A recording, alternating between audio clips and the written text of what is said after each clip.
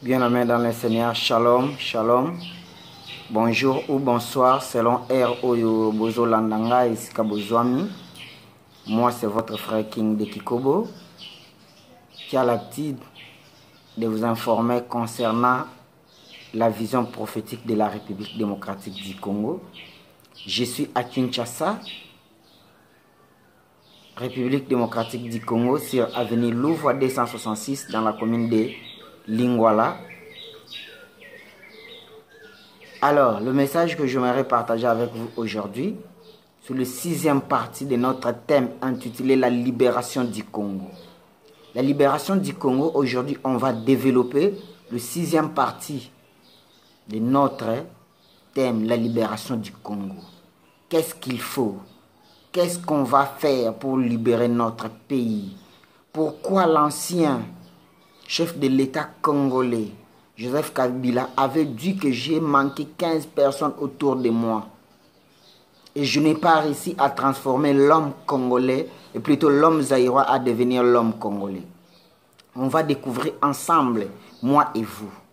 Comme j'ai l'habitude de vous dire que l'histoire du Congo, c'est dans la Bible. Si on veut changer le Congo, nous devons écouter la parole de l'Éternel, la voix du Seigneur et la voix du Saint-Esprit.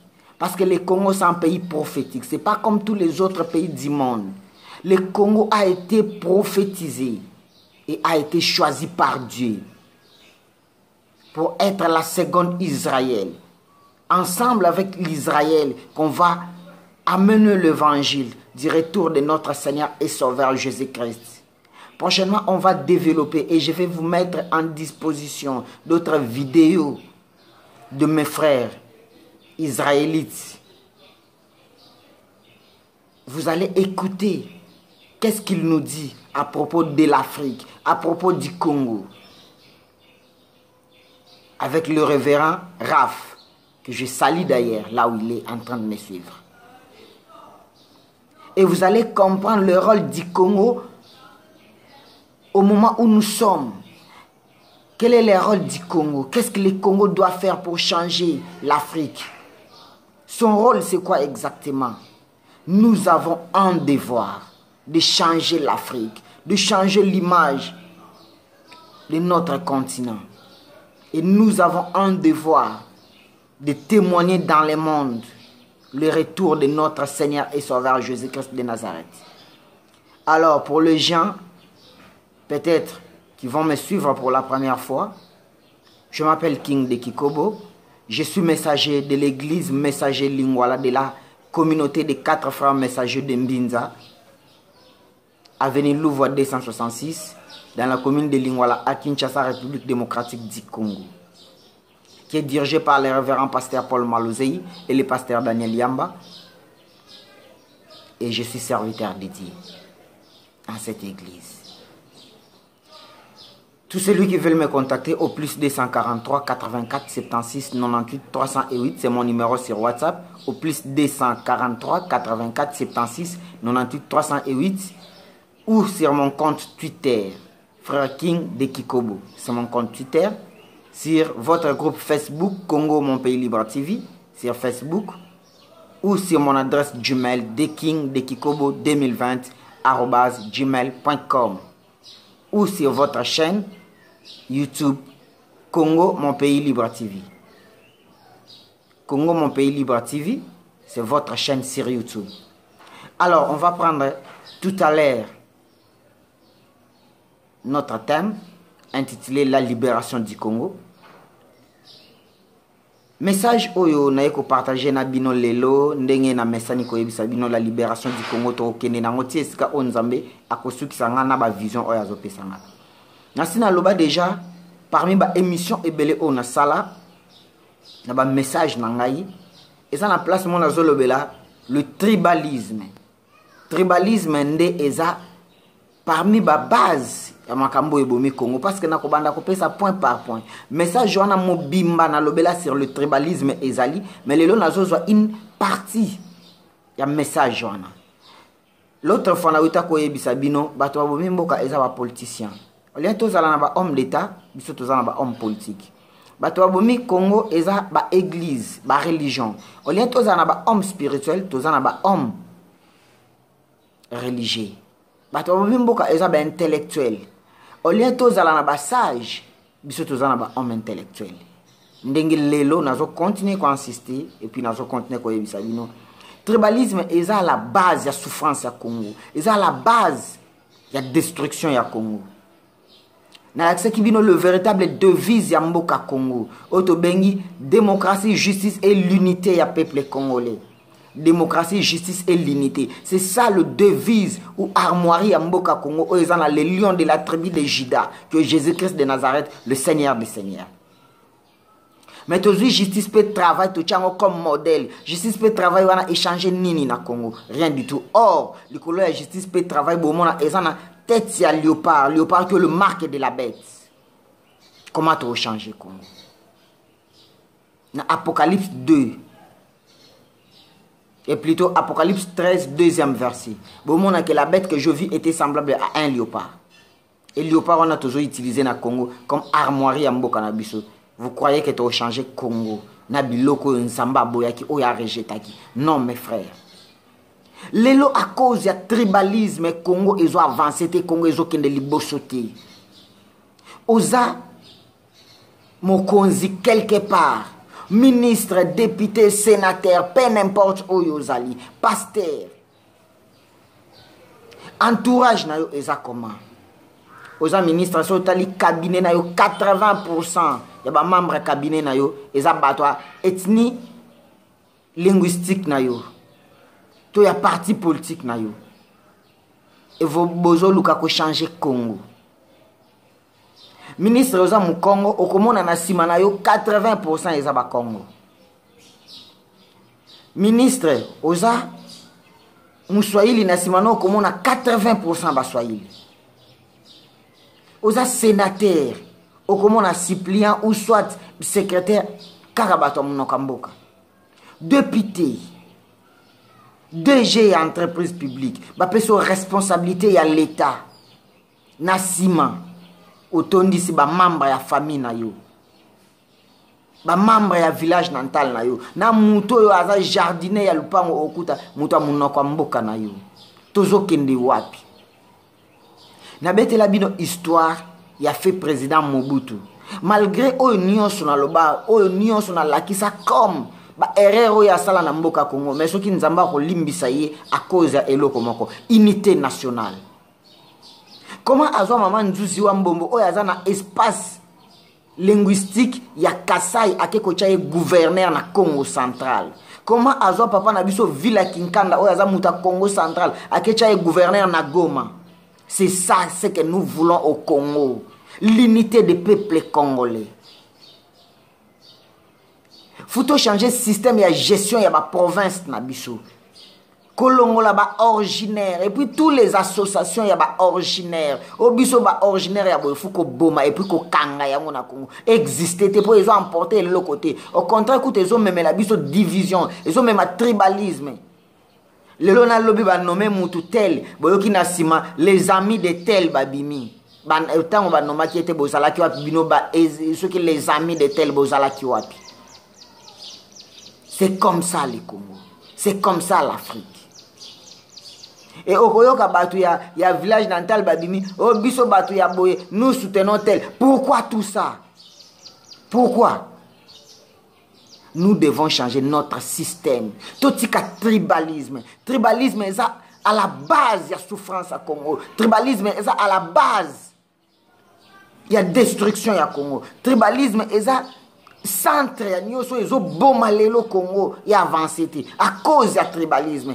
Tous les hommes spirituels, balingiba comme tribal, aux pasteurs dans l'église, nasima, au comment on a adjoint na yo, azaka muto ekolo na yo. Protocole oya yela koma iso keza mwasi na yo te, eza soit nièce na yo ou bien eza cousin to cousine na yo. Na finance kuno kokuta, so keza tata mwasi te. C'est comme ça, c'est ça l'église du Congo. Toza jar ya ba serviteur ya ndenge nini. Toza jar ya ba sala nzambe ya ndenge nini. Est-ce que toza image ya Christ? Parce que Christ a dit, je suis le chemin, la vérité et la vie éternelle.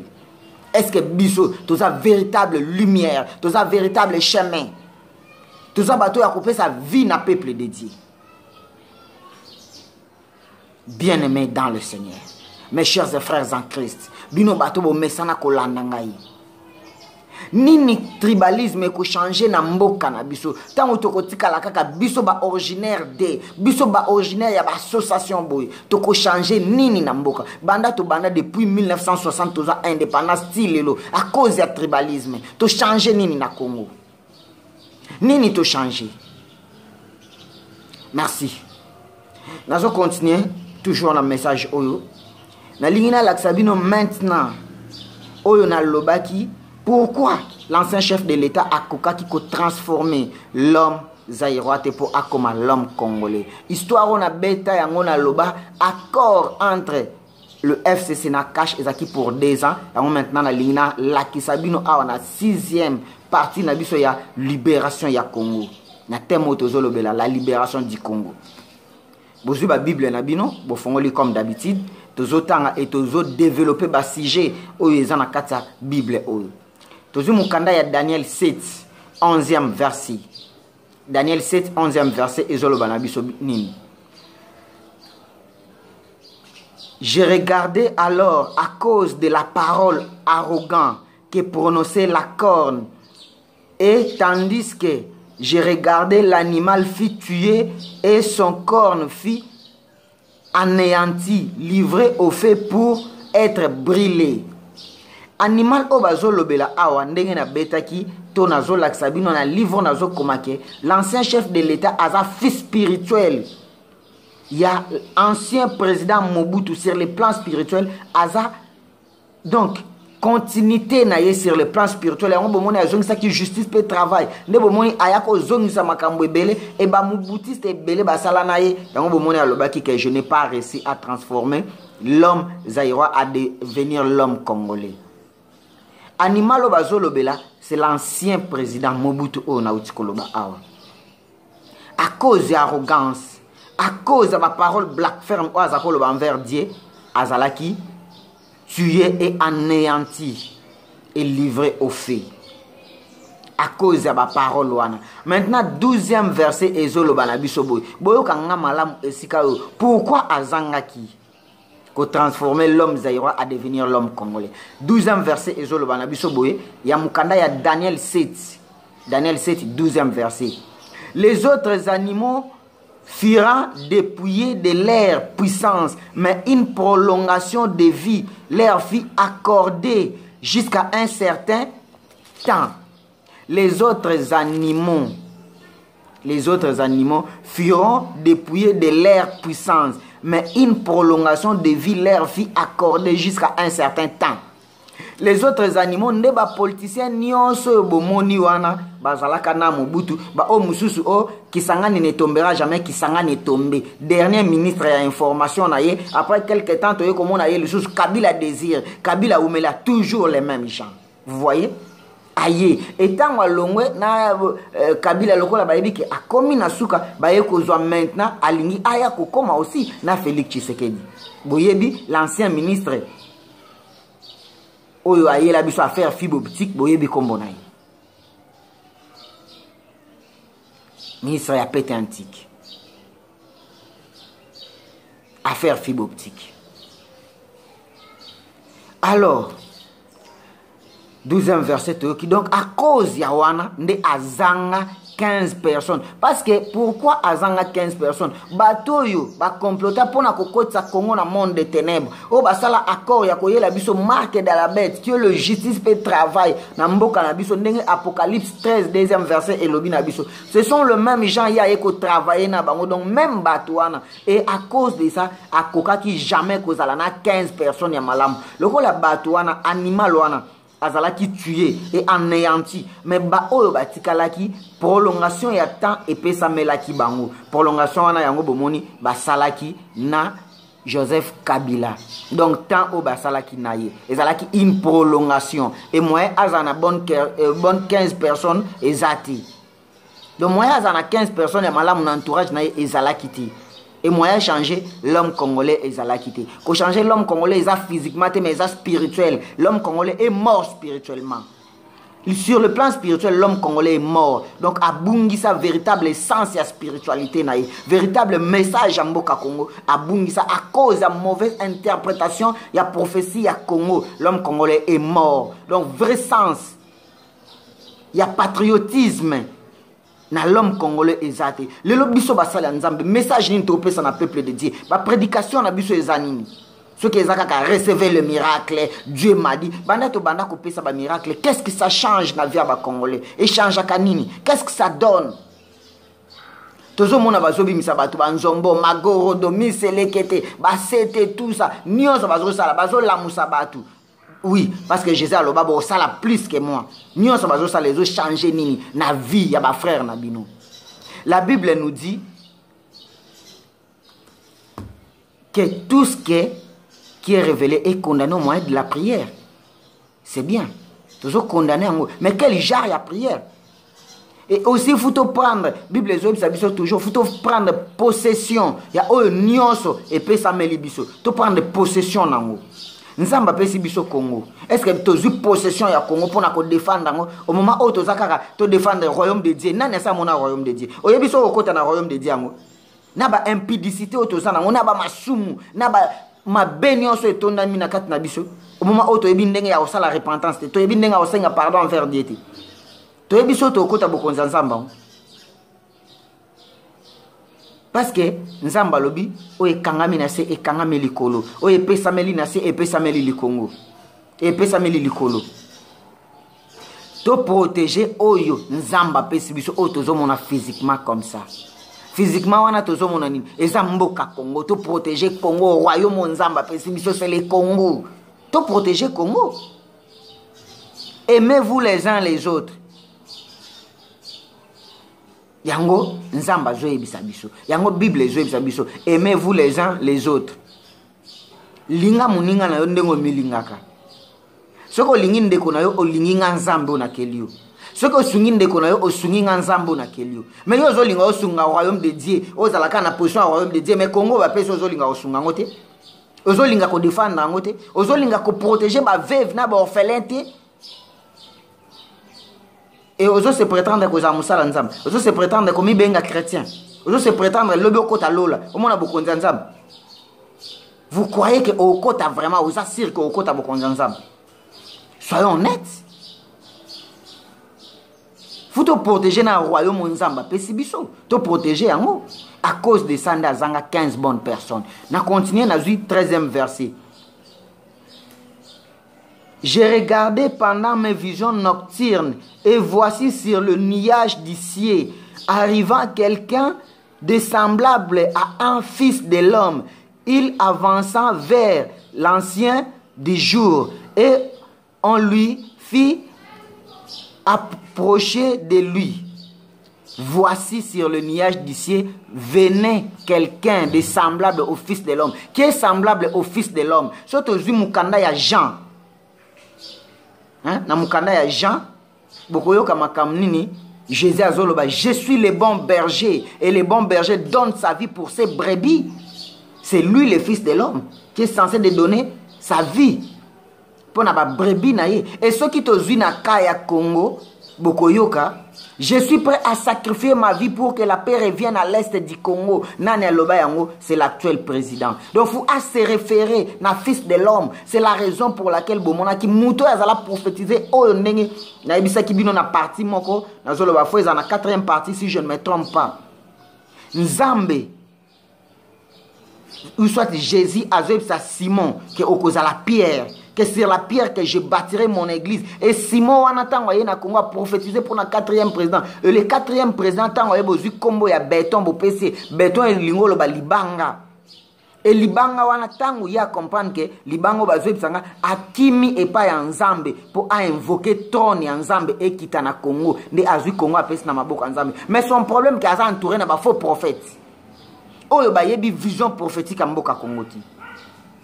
Asa entouré na ba faux politiciens, asa entouré na ba faux serviteurs de Dieu. Oyo Nzamba lobela bango lisusti. C'est pourquoi a invoqué qui donc vous à se référer na fils de l'homme. Yango mukanda Daniel ezo biso a. Alors Parti oyo ya mukanda Daniel na silisi yangoti. Toko continuer to suki na 13e verset. Toko zwa suite ya ba verset mususu oyo tikali et toko comprendre pourquoi accord na bango ezalaki esuki na 2 ans. Et après 2 ans wana bato ebele bakozala na boloko nde na yebisa kibino la mort des hommes politiques et des pasteurs congolais. Ba mususu ba okota boloko ba mususu ba oza en exil et puis ba mususu nzamba oboma bango physiquement. À cause ya nini? À cause ya makila ba congolais batangisa. À cause ya ba arrestation injustement oyo bakanga basala nzambe na Congo. Nzamba ko venger, nzamba zo venger. Na bisa kibino les 8 qui va remplacer Dikapen na prison. Les 13 bakangi moko ya ba grand pasteur oyo a organisé élection en 2018 na mboka na biso boyebi. Ba poursuite nyonso za na niveau ya justice. Ba toto yeba ba le tout puissant na mboka oyo. Lokola ba directeur ya ANR na biso to yeba te qu'un jour akozo invitation azala interpeller devant la justice. To yeba ya moti. Ba poursuite na ba ancien batu nyonso ba détourner ba mbongo ba bukanga lonzo ba fibre optique tout beaucoup mona bouleversement politique spirituel et stupéfiant ndenge ba 4 frères messagers de Mbinza Baloba le 18 août 1978 beaucoup mona bouleversement politique na Congo beaucoup mona bouleversement spirituel ba église ebele ko kangama ba sala nzambe ebele ba ko kima mboka Congo à cause ya ba message na bango mensongère. Bako zanga argument ya kopesa na peuple congolais ya ko témoigner na peuple congolais tika nzambe ya Congo apambola bino nzambe ya Simon Kimbangu nzambe ya Ndona Beatrice nzambe ya Aedina Bala nzambe ya ba 4 frères messagers de Mbinza nzambe ya Paul Maluzei nzambe ya Daniel Yamba nzambe ya frère na bino King de Kikobo oyo mesani kopesa bino message prophétique ya mboka Congo pona 6e partie na biso ya libération ya Congo to suki awalelu. Contactez-moi au plus 243 84 76 98 308. Et surtout bobo sanate ko s'abonner na chaîne Nabino Congo mon pays libre TV, bo s'abonner na chaîne Nabino, bo komelanga na compte Twitter nangai frère King de Kikobo eza compte Twitter nanga ou na adresse Gmail nangai de King de Kikobo 2020@gmail.com. Et surtout bo adhérer na groupe Facebook Nabino Congo mon pays libre TV. Congo mon pays libre TV. Bo adhérer le toza le 22 février. Toza le 22 février. Et bisa ki bino na kobanda kopesa bino na ba date exacte. Ba message nyonso nzamba ba bando pesa na. Toza le 22 février. Merci beaucoup. Au revoir.